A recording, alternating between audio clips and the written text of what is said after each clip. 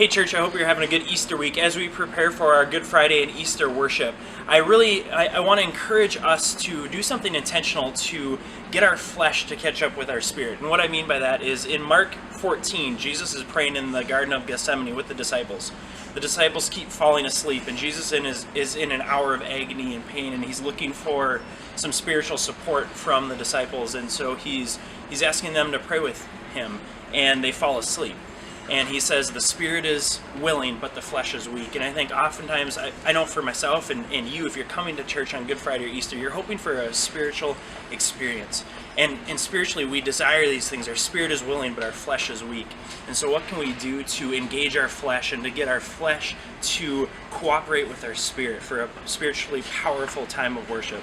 And so I'm going to fast this weekend from Good Friday to Easter Sunday when we have breakfast together at 8 o'clock. And my wife Brittany's going to join me, and Matt is going to join as well. So there's 3 of us who are doing this together now, and I'd encourage you to do that.